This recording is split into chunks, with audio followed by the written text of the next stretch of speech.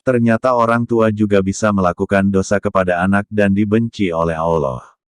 Kadang orang tua tidak sadar dan cenderung mengabaikan dosa besar kepada anak dan dibenci oleh Allah.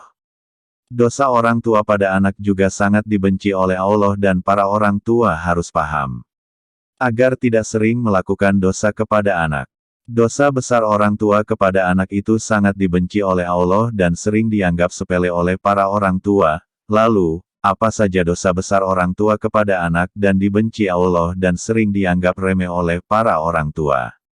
Dijelaskan, ada 6 dosa besar orang tua kepada anaknya yang sangat dibenci Allah dan jarang disadari orang tua. 1. Kasar kepada anak. Dosa besar orang tua kepada anak yang sangat dibenci Allah yang pertama bersikap kasar terhadap anak.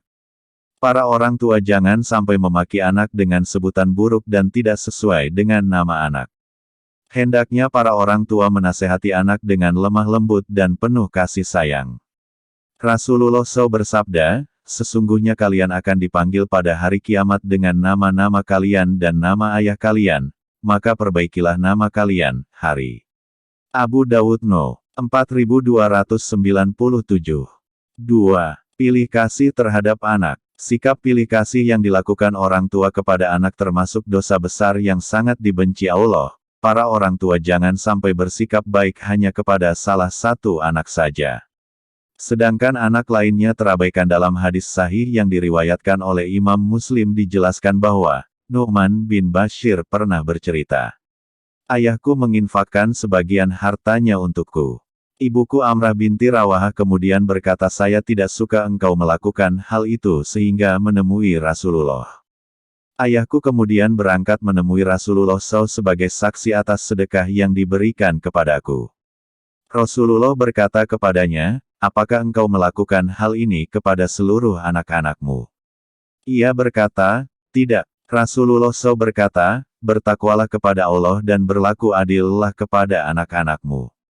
Ayahku kemudian kembali dan menarik lagi sedekah itu. Hari Muslim dalam kitab Al-Hibaat, hadis nomor 3055. 3.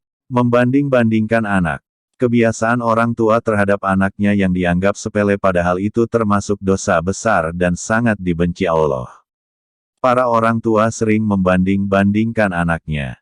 Sikap ini akan menimbulkan perasaan rendah diri pada anak yang lain. Apalagi jika yang dibandingkan orang tua sesuatu di luar kemampuan anak atau justru kelemahan si anak. Orang tua harus paham setiap anak memiliki kelebihannya masing-masing dan jangan dibandingkan-bandingkan. 4. Mengekang kebebasan anak. Jangan sampai para orang tua mengekang kebebasan anak, karena itu merupakan dosa yang sangat dibenci Allah. Membiarkan anak bermain adalah salah satu hal yang sangat penting dalam masa pengenalan lingkungan dan menemukan jati dirinya. Yang terpenting adalah tetap harus diberikan arahan mana yang baik dan mana yang kurang baik. Hal tersebut akan menjadikan si anak mampu bergaul dan mendapatkan pelajaran penting mengenai perbedaan. Hindari kekhawatiran yang berlebih terhadap anak dan harus menjaga keterbukaan anak terhadap orang tua. Hal ini penting ketika anak ada masalah bisa menyelesaikannya bersama orang tua. 5. Berkata buruk kepada anak. Orang tua harus paham setiap ucapan yang keluar dari mulut bisa menjadi doa bagi anak. Hal ini sering tidak disadari oleh para orang tua di mana sering berkata buruk kepada anak ketika sang anak tidak patuh.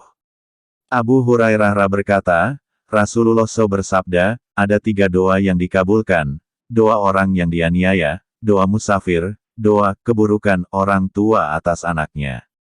Hari Tirmidzi No. 1828. Untuk itu pada saat menasehati anak akan lebih baik jika memberikan perumpamaan dan saran. Lalu kembalikan kepada si anak supaya menentukan pilihan. Tidak memberikan pendidikan. Kepada anak, orang tua memiliki kewajiban untuk mendidik anak. Bukan hanya pendidikan di sekolah tetapi juga pendidikan yang menyangkut segala aspek kehidupan. Misalnya saja pendidikan adab, etika, atau moral pendidikan agama dan pendidikan lainnya yang bermanfaat bagi anak.